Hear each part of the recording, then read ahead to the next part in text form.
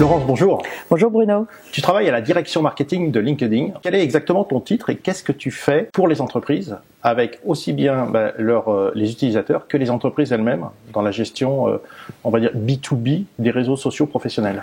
Alors, je m'occupe de la partie Talent Solution de LinkedIn, qui est la plus grosse business unit de LinkedIn. Ça fait 80% du chiffre d'affaires.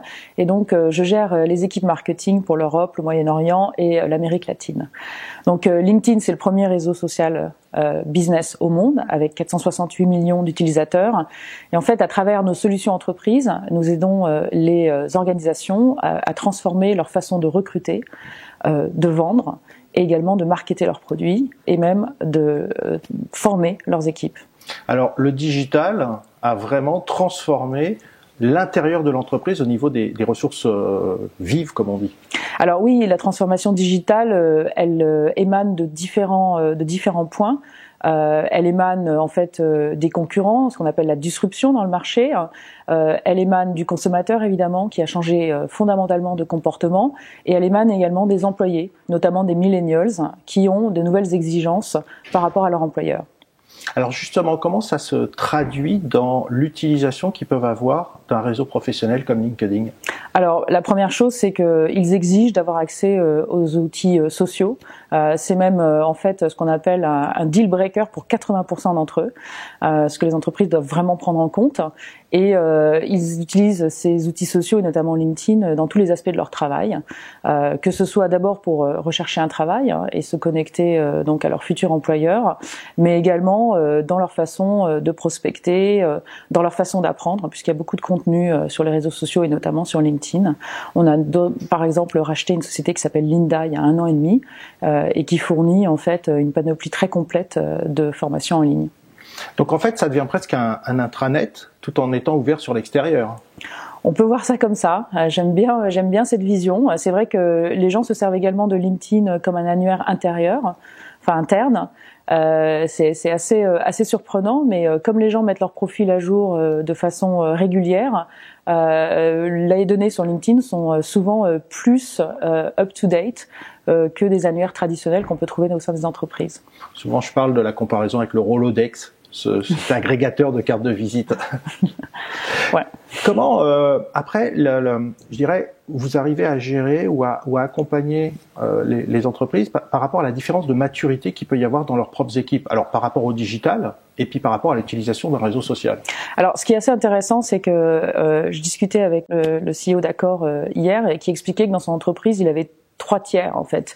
Il avait 1 tiers d'employés extrêmement moteurs qui ont soif de transformation et qui sont vraiment en fait qui mènent la danse. Il avait 1 tiers d'employés qui aimeraient bien se transformer mais qui savent pas trop comment faire, et puis 1 tiers d'employés qui sont plutôt résistants à la transformation. Et je pense que cette image, elle s'applique à toutes les organisations. Donc des outils comme LinkedIn, ça peut permettre parfois de faire le lien. Il va y avoir effectivement un certain nombre d'employés qui vont être moteurs, qui vont utiliser ces outils de façon entre guillemets native, et ils vont pouvoir après servir d'exemple, de role model comme on dit en anglais, et démontrer que l'utilisation de ces outils leur permet d'être plus efficaces dans leur travail.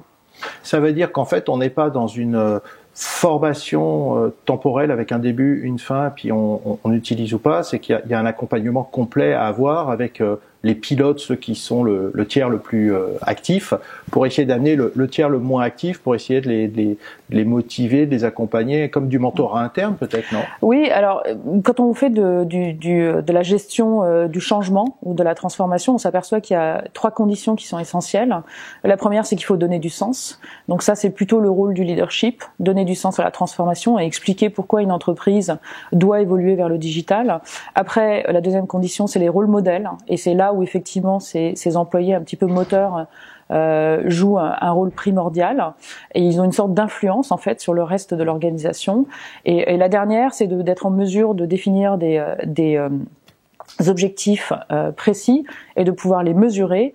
Et c'est là la beauté d'outils comme LinkedIn, parce que il y a beaucoup de données autour de LinkedIn et on peut mesurer les usages et définir ces objectifs et traquer les progrès.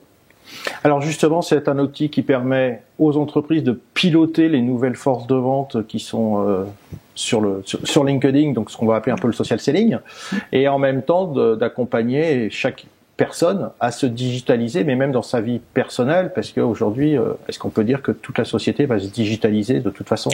Elle est déjà digitalisée, et c'est vrai que ce qui est intéressant dans une entreprise comme LinkedIn, c'est qu'il y a vraiment les deux aspects, c'est-à-dire qu'il y a l'aspect individuel, où la personne en fait qui utilise LinkedIn va pouvoir être meilleure, se réaliser plus pleinement dans son travail, mais il y a également l'aspect entre guillemets plus commercial, puisqu'on a des outils qui sont vraiment destinés aux entreprises, pour permettre, comme tu le dis, le social selling, pour permettre le social recruiting, ou tout simplement pour permettre en fait, disons le marketing social pour les marques qui souhaitent rentrer directement en contact avec leurs utilisateurs et de façon non intrusive.